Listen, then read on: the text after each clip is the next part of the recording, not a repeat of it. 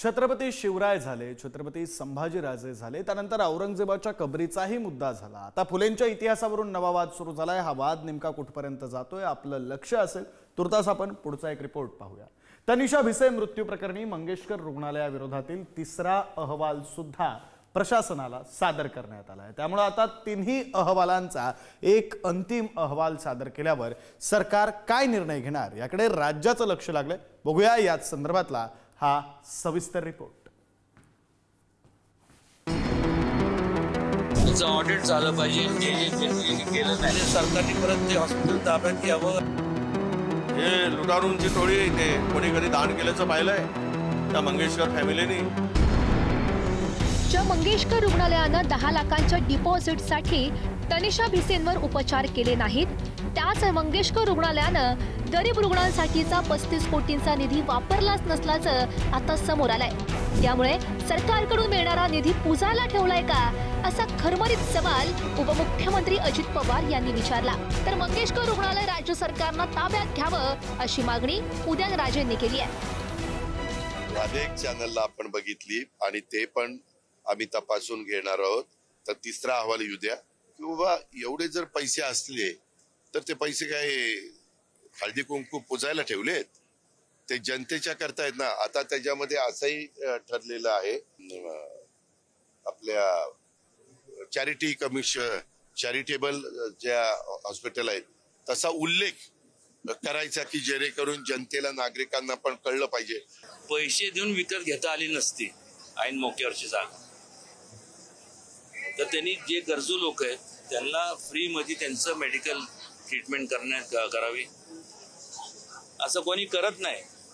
याचं ऑडिट झालं पाहिजे आणि जे ज्यांनी केलं नाही त्यांच्यावर कडक कारवाई केली पाहिजे म्हणण्यापेक्षा मला वाटतं ते सरकारने परत ते हॉस्पिटल ताब्यात घ्यावं। तनिषा भिसेंच्या मृत्यू प्रकरणी दीनानाथ मंगेशकर रुग्णालय वादात सापडलंय। मात्र यावरून काँग्रेस नेते विजय वडेट्टीवार यांनी मंगेशकर कुटुंबियांवरच निशाणा साधलाय। मंगेशकर कुटुंब ही लुटारूंची टोळी असल्याचं वक्तव्य करणाऱ्या वडेट्टीवारांवर महायुतीच्या नेत्यांनी पलटवार केलाय। हे लुटारूंची टोळी इथे कोणी कधी दान केल्याचं पाहिलंय त्या मंगेशकर फॅमिलीने। निवळ गाणं चांगलं गायलं म्हणून सगळ्यांनी मिरवलं। लता दीदी, आशा दीदी, हे दीदी ते दीदी, अरे तेवढं जर समर्पण असतं जर लोकांसाठी आणि देशासाठी तर ते सेवा केली असती। मंगेशकर कुटुंबियांचं योगदान जगाला माहिती, भारताला नाही जगाला माहिती आहे। आणि त्याच्यामुळं कुणी काय बोलावं ते मी सांगू शकत नाही, परंतु बहुतेक महाराष्ट्रीयन जनतेला त्यांच्या परिवाराबद्दल एक आपलेपणा आहे, रिस्पेक्ट आहे आणि त्याच्यामुळं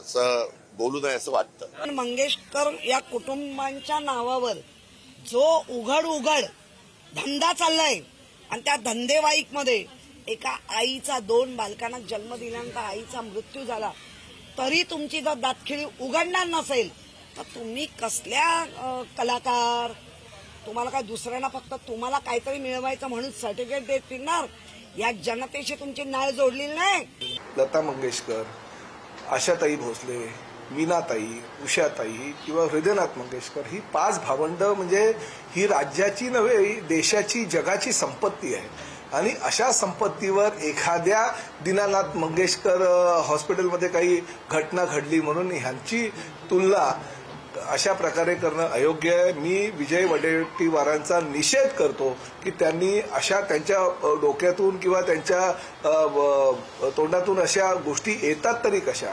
तनिषा भिसे मृत्यू प्रकरणी आता पुणे महानगरपालिकेच्या माता मृत्यू अन्वेषण समितीचा अहवालही प्रशासनाला सादर करण्यात आलाय।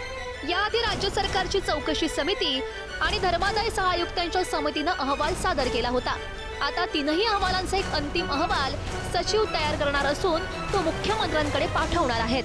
हे प्रकरण निस्तारता येईल का, हे प्रकरण दाबता येईल का, यासाठी या सर्व जो सोपस्कार आहे हा होत असल्याचं आढळून येतं। वास्तविक पाहता 5.5 तास त्या ठिकाणी सदर महिला त्या ठिकाणी होती, त्याचं जे CCTV आहे ते जप्त करावं, तिथला घटनाक्रम जो आहे तो ऑन रेकॉर्ड घ्यावा CDR जो आहे फोनचा तो ताब्यात घ्यावा आणि थेट स्वरूपामध्ये गुन्हे दाखल करावेत आणि सदोष मनुष्यवधाचाच गुन्हा दाखल करावा. जो काही रिपोर्ट शासनाकडे आहे, जे काही अहवाल शासनाकडे आलेले आहेत, त्यावर शासन कारवाई करत आहे आणि शासनाने कारवाई केली आहे.